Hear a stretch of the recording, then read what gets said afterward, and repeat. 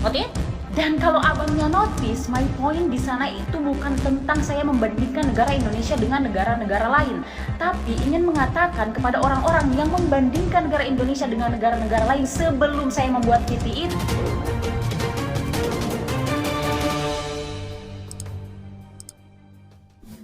Kalian yang telah menonton video barusan, beta pemuda dari NTT, beta mau sampaikan bahwa jangan mau dibodohi.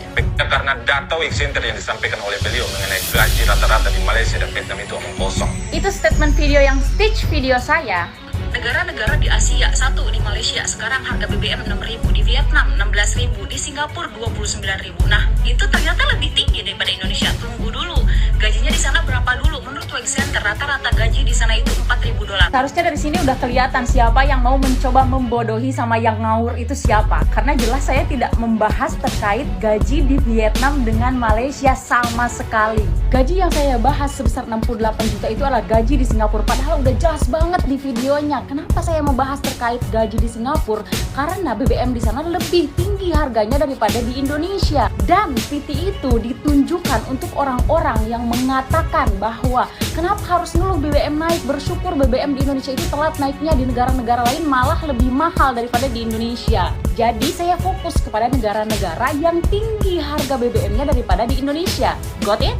Dan kalau abangnya notice, my point di sana itu bukan tentang saya membandingkan negara Indonesia dengan negara-negara lain, tapi ingin mengatakan kepada orang-orang yang membandingkan negara Indonesia dengan negara-negara lain sebelum saya membuat VT itu, ingin mengatakan bahwa stop membandingkan negara Indonesia dengan negara-negara lain yang jelas-jelas dari segi gajinya aja udah berbeda. Apalagi kalau kita berbicara dari nilai mata uang, dari SDM-nya seperti apa, tingkat korupsinya di sana bagaimana. Dan saya ingin mengajak kepada teman-teman untuk fokus kepada persoalan-persoalan bangsa hari-hari ini ketimbang membandingkan negara kita dengan negara orang lain.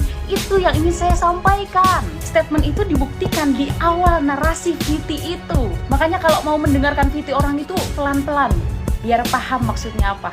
Seharusnya bicara soal pemangkasan gaji anggota DPR yang kerjanya cuma tidur saja. Lagi-lagi saya ingin menyampaikan kepada abangnya, lain kali scroll down dulu TikTok saya, karena di sana begitu banyak persoalan-persoalan bangsa yang sudah saya bahas di video-video saya, termasuk pensiunan DPR yang sudah saya bahas. Jadi nggak cuma BBM aja yang saya bahas.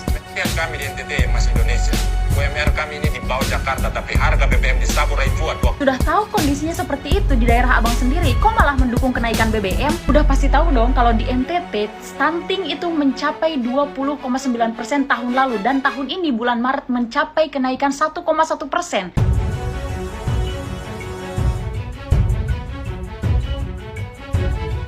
Dan diperkirakan akan bertambah karena efek dari kenaikan BBM. Bukannya mendukung pemerintah untuk menyelesaikan stunting di sana, kok malah mendukung pemerintah untuk menaikkan harga BBM. Satu lagi, dengan menaikkan harga BBM itu adalah satu-satunya solusi terbaik. Siapa yang bilang? Masih banyak solusi terbaik. Dengan cara pemerintah menahan syahwat dan menunda pemindahan ibu kota misalnya, masih banyak solusi-solusi yang dirasa lebih menguntungkan masyarakat ketimbang merugikan masyarakat, khususnya masyarakat menengah ke bawah.